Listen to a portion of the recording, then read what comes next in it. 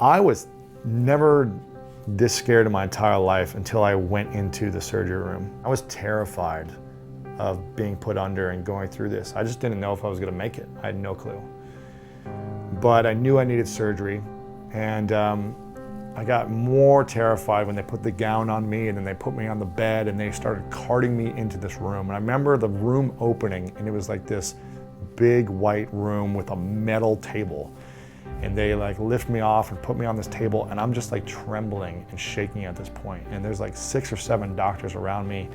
And I'm like, this could be it. This could be the last thing I see for all I know. And I remember being shaking so much, I couldn't breathe and calm down. So they had an IV in me. They put some like calming medicine in me or something, and said a few words, and they're like, you're about to go to sleep. So I remember, the next thing I remember is being in a hospital bed, waking up to this beeping sound. This beep, beep, beep, beep, beep, beep, beep, beep, beep, beep, beep, beep. Like, I didn't know what was happening. All of a sudden, the nurse is shaking me, saying, Lewis, you need to wake up, you need to wake up. And I'm hearing this beeping, and I'm like, what is going on? Am I alive? Am I dead? I'm just like, I had morphine running through me. I had no clue what was happening.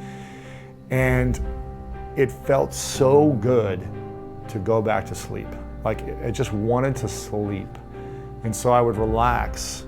After a few minutes, she'd wake me up. I wouldn't open my eyes, but I was awake. And then I just kind of slowly want to go back to sleep.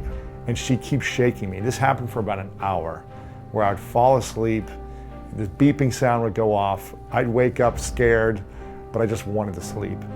And it wasn't until the moment they brought my girlfriend in at the time, where she came and she grabbed my hand and said, I'm here, I got you, when I started to feel at peace and I started to slowly wake up and open my eyes. But I just remember feeling terrified that this could be my last moments. And I had no clue what was going on. My grandfather passed away years ago, and I was close with him, but I felt like I had a great relationship and, great 25 years of life with him, where I don't feel like I missed out on something.